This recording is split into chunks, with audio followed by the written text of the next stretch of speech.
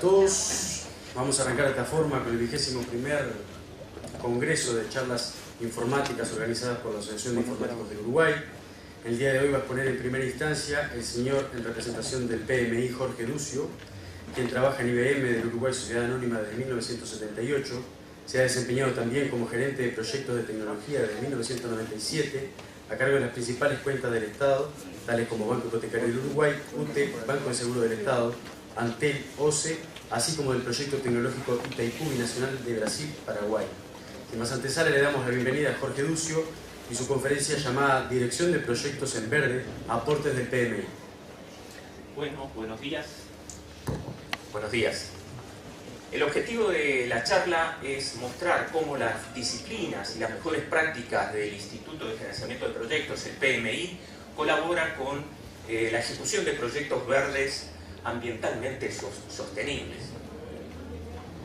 En forma general, gerenciar un proyecto implica manejar los factores que hacen al éxito del proyecto, o sea, el alcance, los objetivos, los costos, dentro de los costos y los tiempos planificados para el proyecto. En este sentido, dentro de la práctica de gerenciamiento de proyectos, utilizamos los códigos de color del semáforo para indicar cuando un proyecto está, cuando un indicador del proyecto está en buenas condiciones, marcándolo con verde, cuando está con dificultades en amarillo y cuando tiene carencias en rojo. En este sentido fue que elegimos el nombre de la charla, para mostrar que cuando un proyecto anda bien se considera que están sus indicadores en verde, lo mismo que un proyecto que es ecológicamente sostenible está denominado como un proyecto verde. Esta es la agenda de lo que vamos a tratar: los desafíos presentes y futuros, las nuevas presiones evolutivas, qué contribución dan las tecnologías de la información y la comunicación, y los aportes de las disciplinas del PMI, para luego llegar a nuestra contribución individual como ciudadanos del mundo. Empecemos entonces, desafíos presentes y futuros. El análisis de lo que se entiende por desarrollo sostenible es la conjunción de tres factores, o se puede analizar de tres ángulos: el ecológico propiamente dicho, el social y el económico.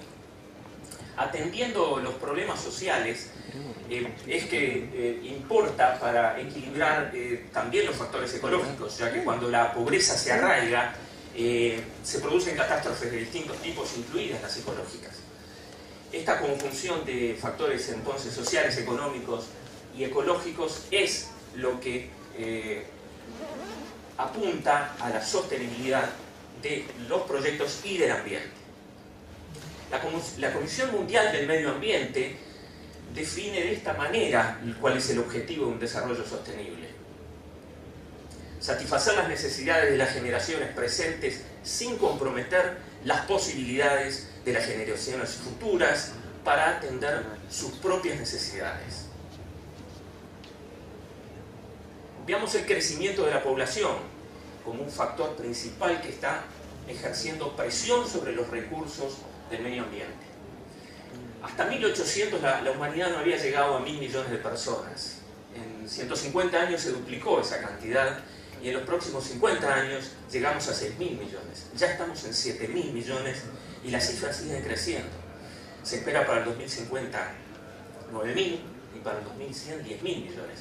A pesar de que el crecimiento se desacelera, igualmente hay mucha presión sobre el medio ambiente. Y el mayor crecimiento se está dando justamente en los países en vías de desarrollo. Y como es de esperar, todos esos países, todos esos seres humanos aspiran a un nivel de bienestar similar a los países desarrollados.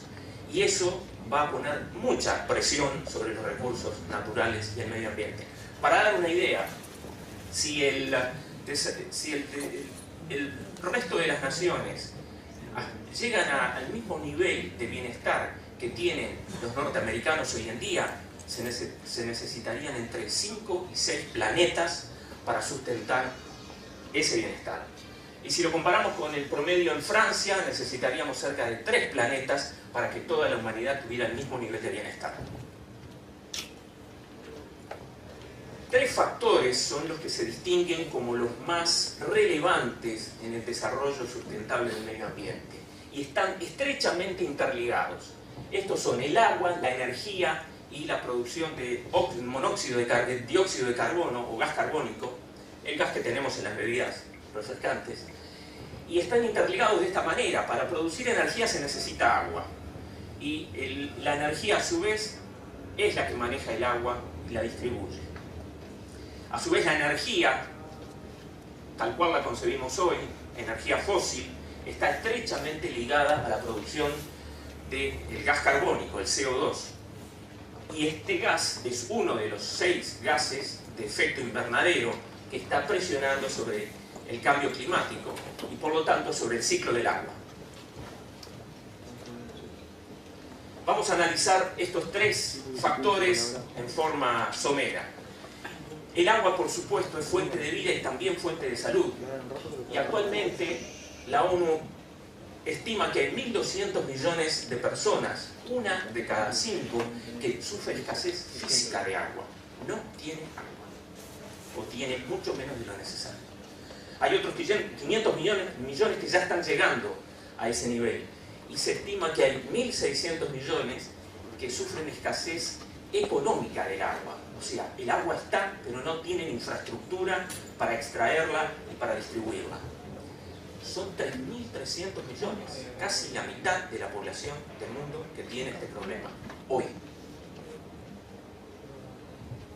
En este mapa se colorean las distintas zonas del planeta y con los colores oscuros, amarillo y marrón, se muestran las zonas del mundo donde la escasez del agua es más aguda. En las zonas de color marrón, como verán, norte de África, parte de Asia, en esas zonas cada habitante cuenta con un promedio de 500 litros por año de agua, menos de 2 litros por día. Y eso sin contar las necesidades de la agricultura y de la industria. El 2,5% del agua del planeta, solo el 2,5% es agua dulce. Y de ese 2,5%, el 2% está congelado en los polos. Si los científicos que pronostican que el aumento de la temperatura puede llegar hasta 4 grados más, esos polos se van a derretir, el agua se va a salinizar. Y vamos a haber perdido un recurso importantísimo, ya que desalinizar el agua es muy costoso en términos energéticos. Se han creado indicadores para medir el consumo del agua. La huella hídrica, que calcula la cantidad de agua que una nación, un pueblo, una ciudad necesita, y lo que se llama agua virtual, que es la cantidad de agua que se necesita para elaborar un producto, en todo su ciclo. Y les voy a mostrar algunas cifras que a mí me resultaron muy interesantes. Una hoja de papel A4 requiere 10 litros de agua. Piensen en la forestación, el procesamiento y el transporte para que llegue a donde tiene que llegar. Un tomate 11 litros, una taza de té 35, una manzana 70 y sigue subiendo. Una copa de cerveza 75 litros, una copa. Una de vino 120 litros, un huevo 135 litros, una taza de café 140 y un vaso de leche 200. Alguno puede pensar que es más económico tomar cerveza y vino que leche y café. Ecológicamente es correcto. ¿Qué pasa con los cereales? Un kilo de trigo, 1.300 litros de agua para producirlo. Uno de arroz, 3.400 litros. Una camiseta de algodón. El algodón, cosechar el algodón es carísimo. Producir la camiseta le agrega más litros, 4.000 litros de agua, y refinar un barril de petróleo, 7.000 litros de agua. Y ahora los pesos pesados.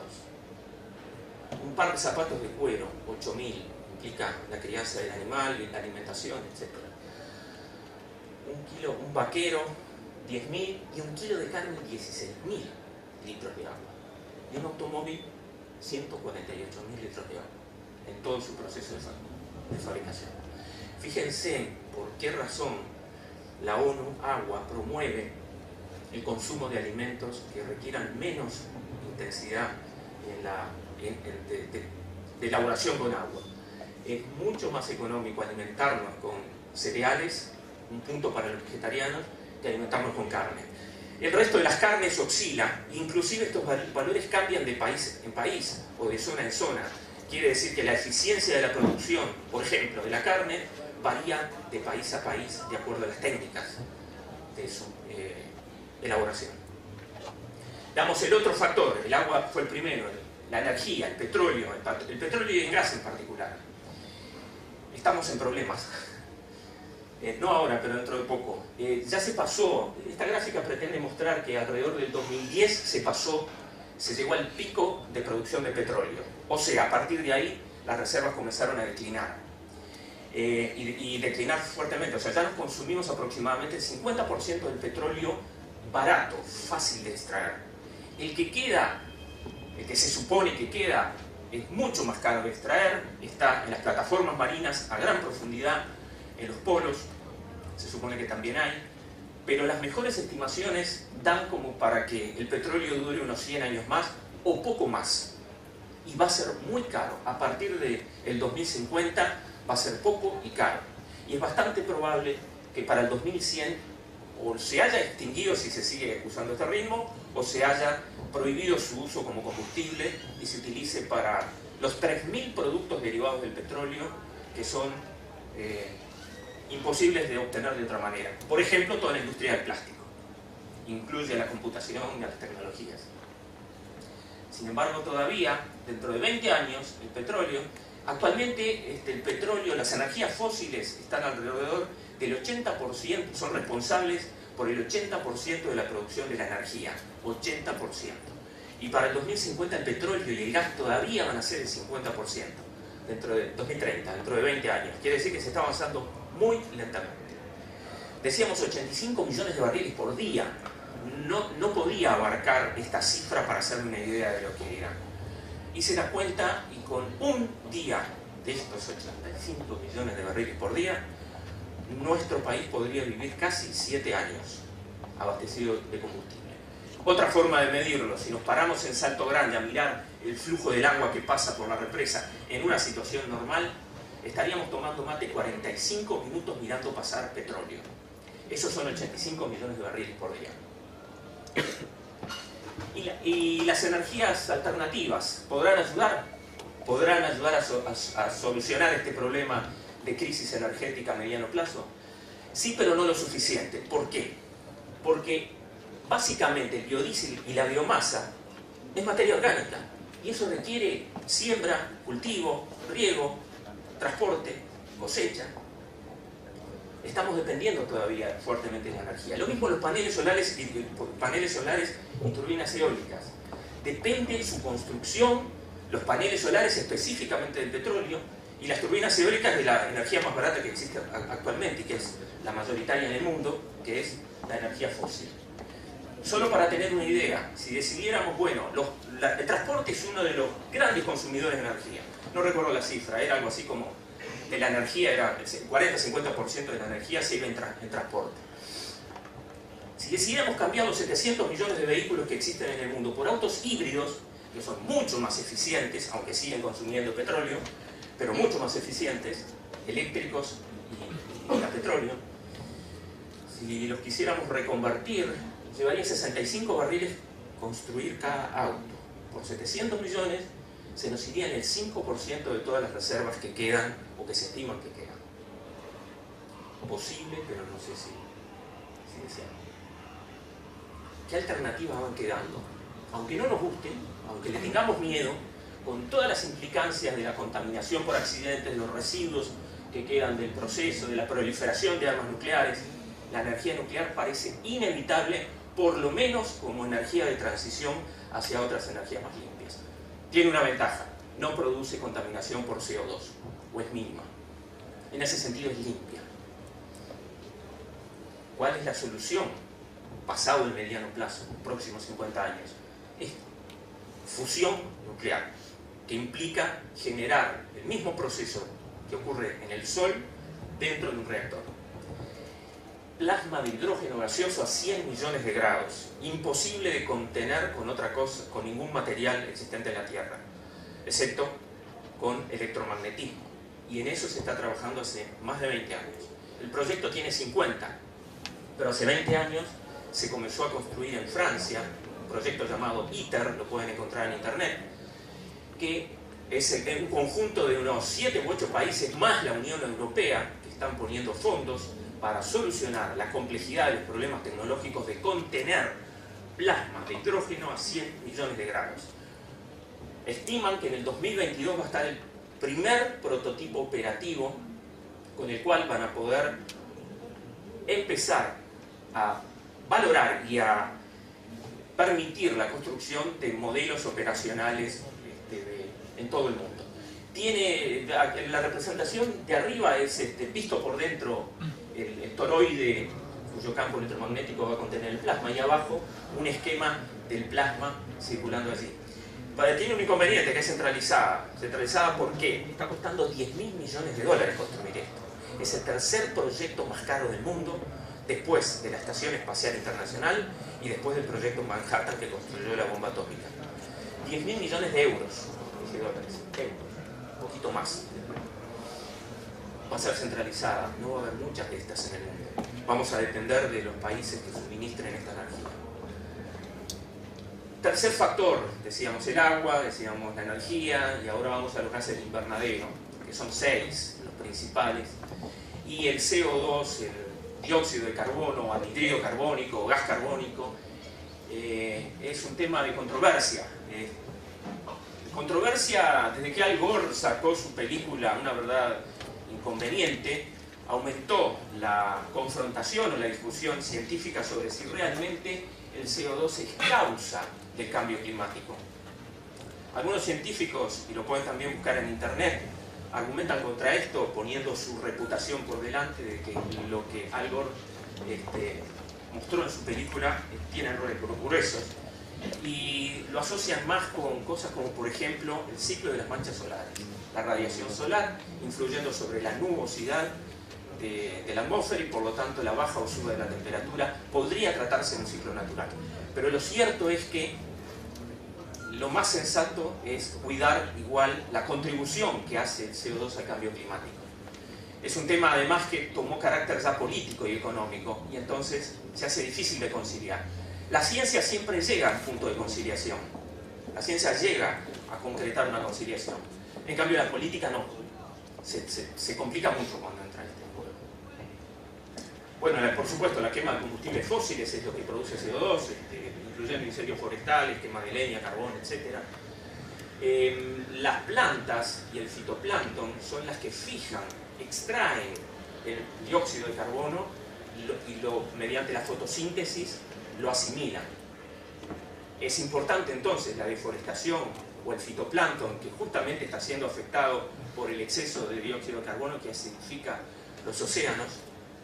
Es importante esto para que contribuya al ciclo, al retorno del monóxido de carbono en forma de plantas. Siguiente aspecto de la agenda, las nuevas presiones evolutivas que observamos. Los acuerdos por el medio ambiente de la cumbre de Río, de Kioto y últimamente el año pasado en Durban han sido complicados, han sido magros, han sido reticentes los países a realmente reducir la producción de CO2, porque directamente implica reducir el uso de energía, las energías fósiles, que son las más baratas. Hay muchos problemas y muchos intereses en juego, y justamente las potencias a veces son las más reticentes a dejar no solo el bienestar, sino el desarrollo económico que viene con él. Y si a esto le sumamos la crisis del 2008, con las repercusiones que todavía están fuertemente impactando en la economía mundial, la recesión mundial que se avisora o que ya está, hacen que estos dos factores combinados, la poca colaboración, el poco interés en realmente reducir la energía y la crisis económica, hacía que los proyectos verdes empezaban a quedar un poco de lado, empezaban a preocupar menos o a interesar menos. Sin embargo, algo empezó a cambiar en el panorama mundial. Identificamos como nuevas presiones evolutivas justamente el acceso a la información que tenemos a través de Internet y la comunicación a través de las redes sociales. este mayor acceso a la información, mayor participación y mayor conciencia individual está surgiendo como una nueva fuerza. El valor de las opiniones individuales y las decisiones mejor informadas, no solo de los individuos, también de las organizaciones en la elección que hacen, están influyendo en el cambio, en el sentido de que las empresas están empezando a preocuparse por el medio ambiente. Tanto es así que a este cliente con poder se le llama en forma simbólica el CCE, el Chief Customer Executive, para ponerlo a la par con los CEO y los CFOs de las organizaciones, por su importancia en las decisiones en los proyectos. Ahora los ciudadanos y las instituciones se informan, se interconectan, deciden, seleccionan mejor y lo hacen diariamente. No tienen que esperar una elección cada 4 o 5 años. Están influyendo diariamente en las decisiones. Buscan productos y servicios verdes y también buscan responsabilidad social. Y ya hay empresas que buscan que sus proveedores o las empresas asociadas también cumplan con la responsabilidad social y con mantener el medio ambiente. Lo nuevo que está ocurriendo entonces es que nuestro mundo se está convirtiendo en más instrumentado, más interconectado y con productos, con inteligencia en cada vez más productos. Entonces está apareciendo la oportunidad de cambiar la forma de pensar y actuar económica, social y ecológicamente. Pero hay mitos que están cayendo y que tienen que seguir cayendo. No podemos ignorar que somos todos parte de este problema y de su solución. El mito 1 no es mi problema, la sostenibilidad del ambiente es problema de las grandes empresas. Sin embargo, las pequeñas empresas en el mundo son el 60%, en nuestro país son más del 90%. Es responsabilidad también de esas. Segundo mito, lo que es bueno para el medio ambiente no es negocio. No es así. Las empresas que están adoptando las prácticas verdes no lo hacen ya solo por las presiones de las regulaciones medioambientales, o no lo hacen solo para ahorrar algo más de energía, lo hacen porque es un buen negocio. Optimizando el uso de energía, por supuesto, ahorran dinero. Pero se ganan nuevos negocios con los proveedores o con los consumidores y otros proveedores que buscan productos verdes. Quieren aumentar la reputación y efectivamente lo hacen. Se valora más la ética del medio ambiente. Y al final, como decía, no va a ser una opción, porque hay muchas empresas que ya buscan que sus proveedores sean proveedores verdes. Vamos a la contribución de las tecnologías de la información y la comunicación, abreviadas TIC. El aporte de las TIC. ¿Cuánto pesa la industria de la información y las comunicaciones en el consumo de energía, o, lo que es sinónimo por ahora, en la producción de CO2? El 2%. El otro 98% está en las demás industrias. 2% parece poco, pero para tener una idea, el 2% es lo mismo que consume la industria de la aviación hoy en día, un 2%. ¿Qué puede hacer entonces la industria de la información y las comunicaciones? En sí mismo reducir, y lo está haciendo, y ahora vamos a ver estos desafíos, y a su vez contribuir con las otras industrias para disminuir el porcentaje de utilización de energía y de generación de CO2. Algunos de los desafíos, fíjense, el 85% de nuestras máquinas, de estas y de todas como estas, están en un 85% inactivas, con capacidad ociosa. La explosión de datos, año a año, hay más de un 50% de almacenamiento de datos, de requerimientos de almacenamiento de datos, y esto es acumulativo. Está ocurriendo año a año que se necesita más espacio para almacenar información. Otro desafío, el 70% de lo que se gasta en la industria de la comunicación y de la información, el 70% es para mantener tecnología obsoleta. Solo un 30% es para renovar equipamientos. Y la tecnología obsoleta es menos efectiva que la nueva. Hay otros factores que dependen, decíamos, de las tecnologías. de la información y la comunicación. Por ejemplo, los procesos mal hechos o deficitarios que en el resto de las industrias hay. A modo de ejemplo, la industria del retail y del consumo se estima que pierde unos 40.000 millones de dólares por defectos en la cadena del abasto. Esto ocurre en la industria médica, por ejemplo, que el uso de los servicios sociales, debido al fraude, pierden unos 100.000 millones por año. Y otros efectos, como por ejemplo en Estados Unidos 1,5 millones de personas por año son afectadas por recetas médicas mal formuladas, por una mala formulación médica, etc. Hay mucho donde mejorando procesos se puede mejorar la eficiencia. Lo que tienen entonces las tecnologías para mejorar y oportunidades de mejora aparecen en estas áreas, que las van a ver en otras presentaciones. El cloud computing, que es la utilización de Internet para tener recursos tecnológicos, la virtualización de servidores, equipos de energía reducida, la optimización de la refrigeración, el aumento de la densidad de los componentes, a modo de ejemplo, las tecnologías de networking con fibra óptica comparada con el cobre usan un 5% menos de espacio y de energía. Y también los componentes reciclables, los cuales se están cuidando de que se incorporen a tanta tecnología que usamos a diario y que amontonamos a veces en celulares rotos, MP3, máquinas o productos tecnológicos que se acumulan o en las casas o en los galpones o en los basurales. Y se está procurando que no haya elementos tóxicos y que la mayoría de ellos sean reciclables. Bueno, las TIC a su vez tienen mucho para mejorar y mucho para aportar. Los nuevos proyectos en marcha que ya estamos escuchando que están ocurriendo, por ejemplo en Río, en la preparación de la ciudad de Río para las Olimpiadas, para el Mundial de Fútbol primero y Olimpiadas después. Introducción de inteligencia. En Río, por ejemplo, se está armando un centro de comando donde 30 agencias de la ciudad de Río están centralizando la información que se recibe del tránsito, de los accidentes, de las emergencias climáticas.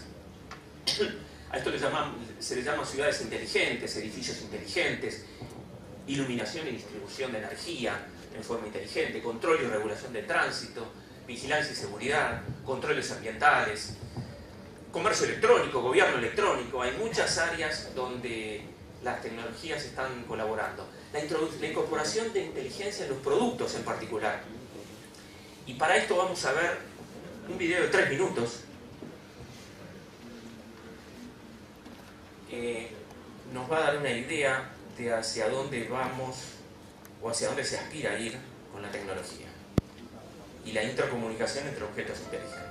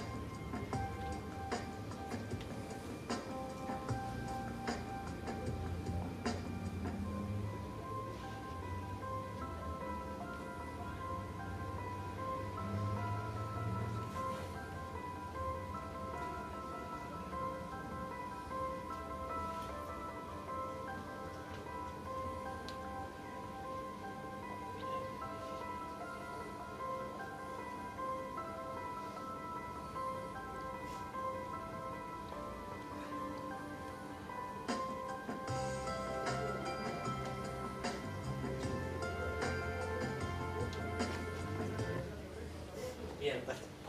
Esta es la visión de Corning, una empresa que se dedica a la fabricación de fibra óptica.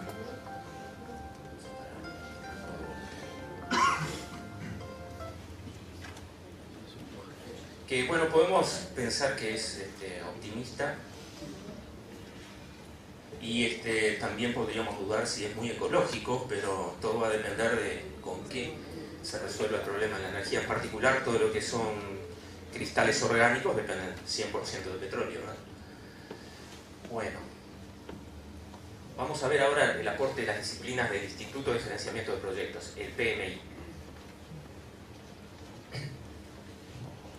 Para que un proyecto sea justificable desde el punto de vista ecológico, hay que tener una medición clara del retorno de la inversión, de cuánto se obtiene por la inversión que se pone. Un proyecto en verde, entonces, debe mostrar desde el inicio, en el caso de negocios, un retorno de la inversión medible, claramente medible.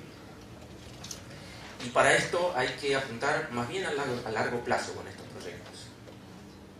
En una encuesta entre 2.800 líderes empresariales que realizó el Mid Sloan Management Review y el Boston Consulting Group, el 66% de los encuestados dicen que los proyectos verdes son una necesidad competitiva en el mercado actual. Y 30% de ellos dice que ya están teniendo beneficios con la aplicación de proyectos verdes. El controlar los indicadores claves, los Key Process Indicators, desde el inicio, es planear el proyecto de sostenibilidad desde el inicio, teniendo métricas y controles en cada una de las fases y en cada una de las decisiones que se toman. La participación de los directivos también es clave para que los proyectos de este tipo salgan adelante. Ponemos como ejemplo el caso de Philips Ecovision. Su director senior y gerente de proyectos en Ámsterdam, Robert Metz, dice que los KPI miden la sustentabilidad de cada proyecto y de cada nuevo producto que Philips produce. Y se espera que cada project team incluya métricas y controles desde el inicio del proyecto. Lo que no se mide, lo que no se controla, no se puede mejorar. La gestión de riesgos es el otro aspecto. En los proyectos verdes es fundamental enfocar la gestión del riesgo con los factores de sostenibilidad en ambos platillos de la balanza. Balancear las oportunidades y los riesgos. ¿Qué oportunidades nos perdemos si no enfocamos proyectos verdes? ¿O qué riesgos afrontaremos en el futuro si no lo hacemos? El caso de Coca-Cola con la gestión de riesgos, lo pongo como ejemplo. Para Coca-Cola es fundamental porque tiene que ver con el agua. Para ellos es fundamental la producción y operación con agua en sus más de 500 productos. Y para Coca-Cola, según su gerente de sostenibilidad, ya las empresas están empezando a tener gerentes de sostenibilidad ambiental. Y en este caso, Joe Rosa dice que la creciente escasez y el aumento de agua en el mundo es uno de los riesgos más significativos para la empresa. Todo proyecto que reduzca el uso del agua reduce automáticamente en todo el portafolio, el riesgo en todo el portafolio. El cuarto aspecto a considerar es que hay que evaluar la rentabilidad del proyecto en el ciclo total del proyecto. Los proyectos simples de ahorro energético son relativamente claros los números, fáciles de ver. En los proyectos más complejos, para que el caso de negocio sea sólido, tiene que evaluarse la rentabilidad durante todo el ciclo del proyecto, con su impacto ambiental a futuro. Hay una ONG en California que está colaborando con empresas tales como McDonald's, Federal Express, Walmart, Citigroup, Facebook, Google, Boeing. ¿Colaborar en qué? Colaborar en justamente esto, evaluar el ciclo total de proyecto para mostrar los números que hagan viables los proyectos sostenibles, ambientalmente sostenibles. Ellos tienen el eslogan de que trabajamos como organización ecológica, cambiaron el enfoque, trabajamos con las empresas en vez de contra ellas. Colaboran entonces para realizar la evaluación del ciclo y obtener números sólidos que justifiquen los proyectos de medio ambiente a largo plazo. El quinto aspecto, el lenguaje de las partes interesadas, o en la jerga de gerenciamiento de proyectos, los stakeholders, todos los que están interesados cuando un proyecto nace. sean de adentro o de afuera de la organización, como por ejemplo las organizaciones ambientalistas, el gobierno, los que se sienten afectados por el proyecto. Y la palabra sostenibilidad es una palabra muy amplia, significa diferentes cosas para diferentes personas. Este ejemplo es de la gente de Fujitsu en Australia, que ellos trabajan con los diferentes interesados con un diferente lenguaje. Con el equipo ambientalista hablan del legado y la protección del medio ambiente. Con los economistas hablan del crecimiento sostenible y con los empresarios de cómo alinear los objetivos de sostenibilidad con las estrategias para obtener ventajas competitivas. El sexto aspecto es explorar toda la cartera de productos. Las estrategias que benefician tanto al medio ambiente como a la organización requieren mirar toda la cartera de productos, que reduzcan el impacto ambiental, que prestigien la marca y que mantengan la rentabilidad. Es el caso de Ford, por ejemplo. En Ford están mirando todos los proyectos desde todos los ángulos posibles, no solo lo obvio, dicen. La clave es tener integrantes innovadores y audaces en el equipo de proyectos. Séptimo aspecto, muy interesante. ¿Cómo se gestiona la fuerza laboral en verde? ¿Qué herramientas hay? El horario flexible, o sea, la posibilidad de que los empleados adapten su horario a las necesidades personales. Esto se ha medido y ha aumentado un 20% la productividad en las empresas que lo hacen. Y la motivación personal en un 65%. No son concesiones gratuitas. El teletrabajo con la reducción de espacio de edilicio, con la energía y los traslados, la reducción de los picos de tránsito, las teleconferencias de audio y video que ahorran energía, ahorran dinero y reducen la cantidad de viajes, ahorrando energía.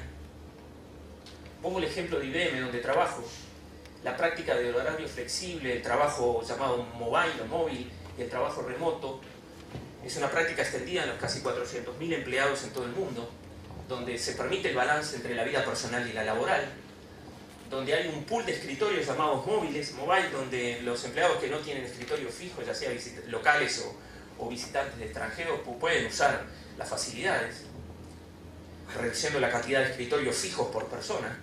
Y el trabajo remoto que habilitado por las tecnologías de laptop con conectividad encriptada, software colaborativo, celulares corporativos. Quiero mostrar también algunos resultados en nuestro país. UTE, por ejemplo, en 3 proyectos verdes que llevó adelante con éxito, tu ahorro vale doble. Le ahorró al país 75 millones de dólares, un 7% del consumo energético. A UTE le ahorró 25 millones de dólares y redujo la cantidad de CO2 en el equivalente a un mes de la producción de todos los autos de nuestro país. El otro proyecto, a todas luces, con la distribución de 1.700.000 lámparas de bajo consumo, produjo un 3% de ahorro respecto al consumo del 2007. Y los proyectos eólicos en la Sierra de los Caracoles, llamado Proyecto Caracol 1 y Caracol 2, que llevan ahorrados, en el 2011 ahorraron un 4% de la energía eléctrica que se produce comparándola con la hidráulica. Las expectativas de la eólica en nuestro país es llegar que al 80% de la energía eléctrica sea producida por la eólica. Bueno, nuestra contribución como ciudadanos del mundo. No es fácil ser verde. ¿Cómo ayudamos a que el mundo sea más sostenible ambientalmente? Ahorrando energía, reduciendo espacio de oficina, apagando los equipos que no se usen. Una PC dejada prendida toda la noche es el equivalente a 6 comidas en el microondas. Una impresora dejada prendida toda la noche equivale a 1.500 copias. Utilizando voz sobre IP, usa menos materiales y menos energía. Viajando menos, reduciendo viajes. Usando teleconferencias. Skype. Trabajando desde la casa. Horario flexible. Aumenta la productividad y aumenta la satisfacción. Consumiendo productos locales. Hay productos que viajan miles de kilómetros. Y muchas veces los tenemos aquí en la producción local. El ahorro de energía en el traslado, nada más. Y fundamentalmente cuidando el agua. El agua que no solo sostiene vidas y también de salud. El eslogan hoy en día en el mundo es: hay que hacer algo. Esto no es solo un planeta, Este es nuestro hogar. Y es el hogar de nuestros hijos y de nuestros nietos.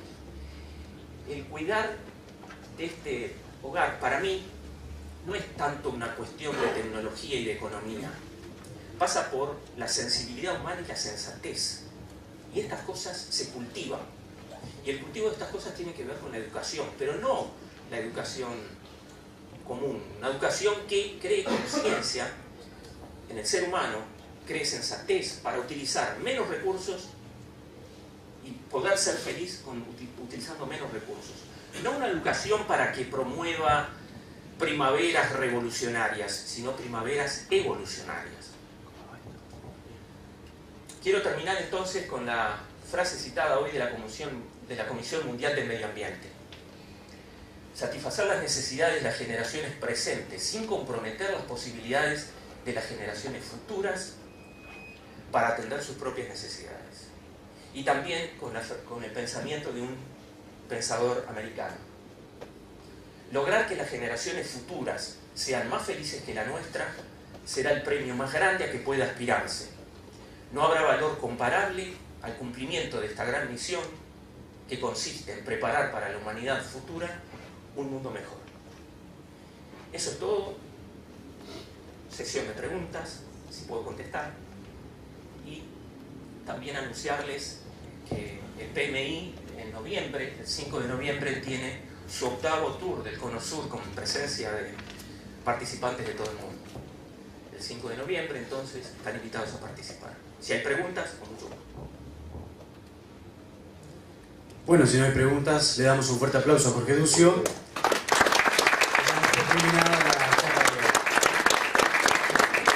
Le recordamos que a las 11 en este mismo salón vamos a tener la presencia del ingeniero Raúl Montenegro de OCE, que nos brindará su conferencia sobre la implantación de un sistema de información geográfico corporativo en OCE. Muchas gracias.